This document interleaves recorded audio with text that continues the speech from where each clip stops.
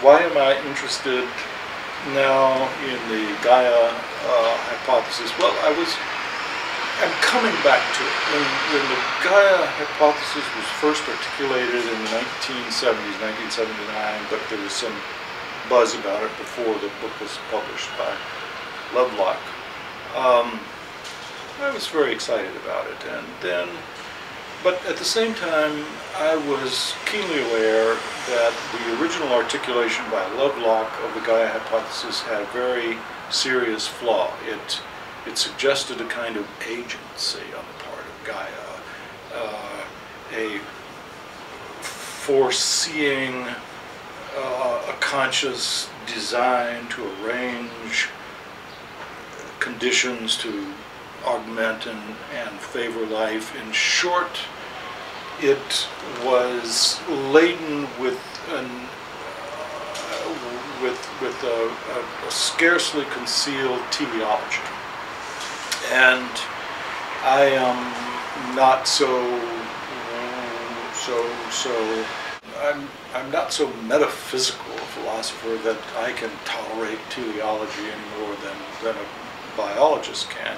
And so I was aware that the Gaia hypothesis was flawed, but not that it was essentially flawed. I just thought that Lovelock had misspoken himself and was not himself as self-consistent as he might have been. Then he published a second book called The New Age of Gaia, in which he specifically addressed the teleological issue and tried to sanitize the Gaia hypothesis from that point of view, and may have gone too far in the direction of kind of reductive mechanism, you know, daisy world, and you've got ultimately a kind of very, very crude thermostat cybernetics going on. So he went from one extreme, metaphysical, teleological, to the other extreme, mechanical reductionism, and at that point I kind of lost interest in it. I mean, I knew it was there and so on.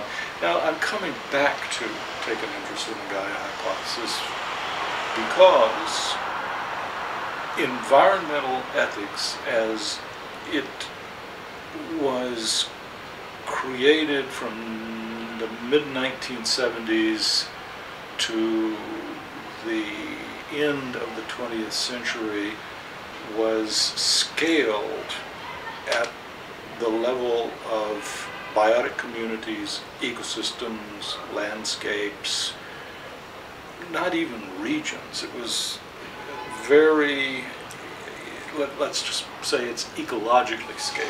It was also temporally scaled to be measured in decades. We were worried about clear-cut forests and how long does it take a forest to become old growth again. Well, the answer to that question is, maybe 2 centuries, Seemed like a long time. Now, our most important and riveting issue is global climate change. So, when environmental philosophers thought big, they thought about landscapes. Now, we're thinking about the biosphere, the planet, the globe. And temporally speaking, the metric is not decades, like 10 decades, 20 decades, 30 decades, but centuries. What will happen by the end of the present century, which has only begun, and then the effects of the changes that we're inducing are going to be lasting thousands of years. We need to scale up environmental ethics, which also means scaling up the relevant science. For 20th century environmental ethics, the relevant science is ecology. For 21st century environmental ethics, the relevant science is bio-geo-chemical physics, or what's usually called biogeochemistry. And that is, in a word, Gaian science. we call it climate science. The ancestors are not the early ecologists, Clements, Tansley, Elton, it's Vernadsky, and it's dormant for a while, but then it revives in the 1970s with Margulis, Lynn Margulis, and whose name needs to be up there with Lovelock. And now all of the climate modelers who don't call themselves Gaian theorists, but in a sense they are, they're closeted Gaian theorists. And so that's why it's very simple.